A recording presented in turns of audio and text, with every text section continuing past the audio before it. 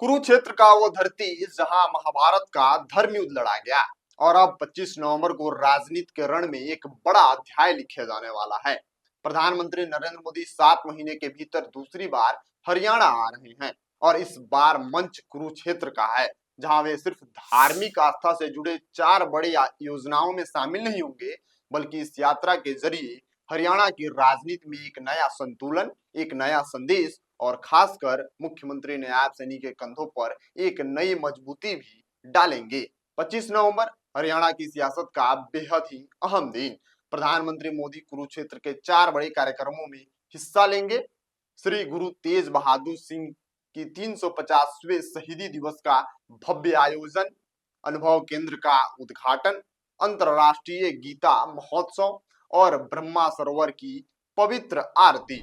लेकिन इन कार्यक्रमों की चमक के पीछे छिपा है एक गहरा राजनीतिक संदेश, नायब सैनी को केंद्र से मिलने वाला बेहद ही मजबूत समर्थन। नायब सैनी के लिए क्यों है यह खास दिन? क्योंकि ये वही नायब सैनी हैं जिनकी सरकार की पहली वर्षगांठ पर 17 अक्टूबर को सोनीपत के गोहाना में होने वाली पीएम की रैली आखिरी पल में रद्द करनी पड़ी थी। दिग्वंत आईपीएस वाई पूरन कुमार का मामला उस समय राजनीतिक तूफान बन चुका था। विपक्ष लगातार नैरेटिव सेट करने की कोशिश में था और सरकार की साख को चुनौती दी जा रही थी। ऐसे माहौल में सिर्फ 38 दिन बाद प्रधानमंत्री नरेंद्र मोदी का फिर से हरियाणा आना, और वह भी एक बड़े मंच पर, नायब सैनी के लिए एक महत्वपूर्ण उपलब्धि के तौर पर देखा जा रहा है। उन्होंने इस आयोजन को सफल बनाने के लिए पूरी ताकत झोंक दी है। सरकार के टॉप अफसर कुरुक्षेत्र में बैठे हैं। तैयारियों की मॉनिटरिंग पल पल की जा रही है। भाजपा प्रदेश अध्यक्ष ओम प्रकाश बड़ौली कह चुके हैं, प्रदेश की जनता और भाजपा दोनों इस आयोजन को ऐतिहासिक बनाने के लिए कोई कसर नहीं छोड़ेगी। और सच भी यही है, क्योंकि राजनीतिक कैलेंडर की नजर से देखें तो श्री गुरु तेज बहादुर जी के 350वें शहीदी दिवस पर एक ऐसा भव्य आयोजन सिर्फ श्रद्धा का मामला नहीं है, ये राजनीतिक गणित भी हो सकती है। पंजाब में 2027 में चुनाव है और नायब सैनी पिछले एक साल में पंजाब के 1 दर्जन से ज्यादा दौरे कर चुके हैं। हर दौरे में एक ही संदेश, बीजेपी सिखों और पंजाब दोनों को बराबर की अहमियत देती है।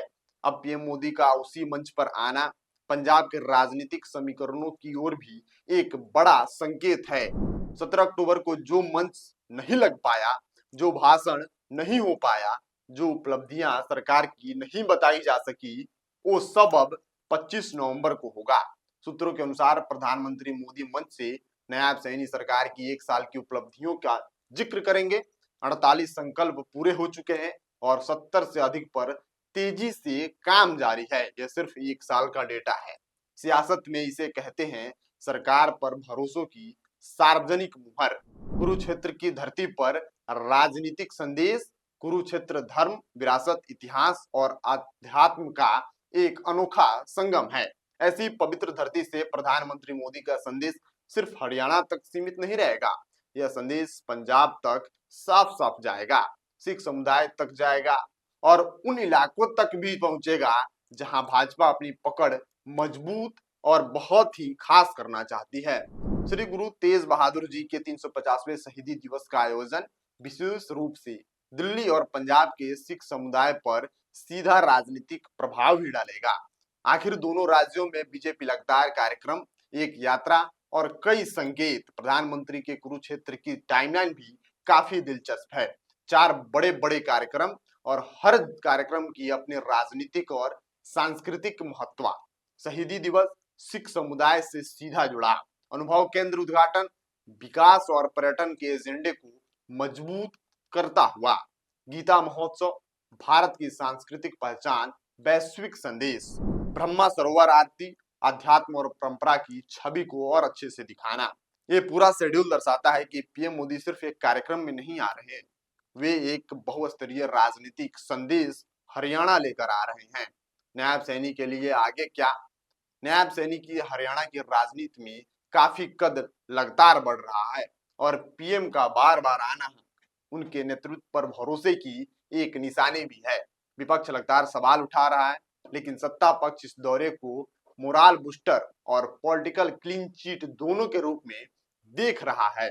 अगर यह रैली सफल होती है तो 2024 के बाद हरियाणा की राजनीतिक परिदृश्य और भी दिलचस्प होने वाली है।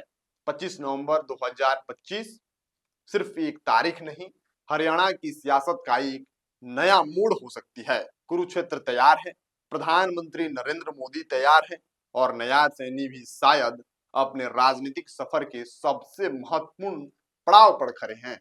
देखना होगा ये दौरा हरियाणा के राजनीति को क्या नई दिशा देता है और क्या कुछ और नया देता है।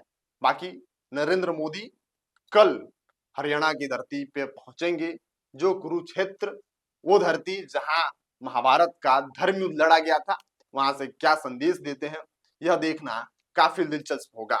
आप बने रहिएगा, हम आपको एक एक अपडेट देंगे। बाकी मेरा नाम शुभम उपाध्याय है, आप नेक्स्ट जन ब्रॉडकास्ट देख रहे थे। बहुत बहुत धन्यवाद आपका।